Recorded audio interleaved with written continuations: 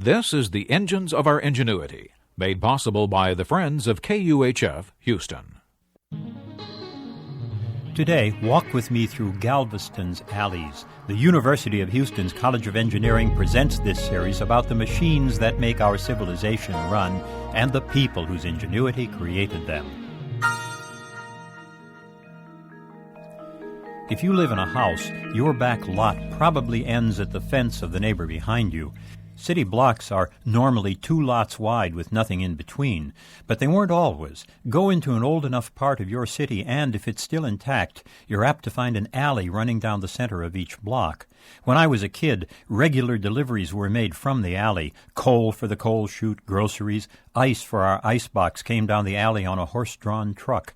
The garage faced into the alley. The old city of Galveston was laid out that way with its wide blocks severed by alleys. Galveston was a wealthy port city before the Civil War, and so it continued into this century.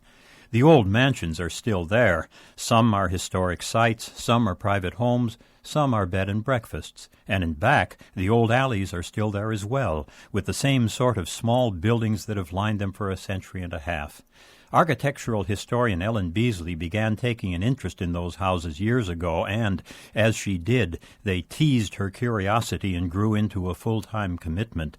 Those little houses were once slave quarters and then servants' quarters. They gradually became low-cost housing stirred right into the heart of the city. In the hard years after World War I, they were the mixing ground among black and white, rich and poor. Walk the alleys of Galveston today and you will find a stunning blur of architectural style.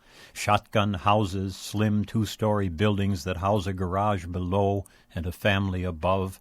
We have statistics from 1900, the year the great hurricane struck Galveston and killed some 8,000 people. 3 out of 4 of the 1,000 or so alley dwellers were black at the time, and the rest were white. A few of the present alley houses are ones that survived the storm and were jacked up when Galveston built a seawall and raised the ground level 8 feet. The alleys have alternately been dirty and clean. When Galveston suffered an outbreak of bubonic plague in 1920, the city went into the alleys killing rats and doing massive cleanup. Before that, a building code had eliminated anything you would call a shack.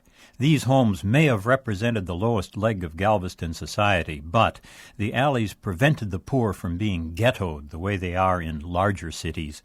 This old way of life is a direct spin-off from the days of slavery, and yet it is mutated into something far more humane. The children play together, and that heals wounds in ways that no federal program ever could. Beasley finishes her book with a poignant photo. It shows a telephone pole with a hand-lettered sign on it. It says, "Our alley is Catharo." The Greek word Catharo means cleansed. There is pride of place here, and there is community. I'm John Lienhardt at the University of Houston, where we're interested in the way inventive minds work.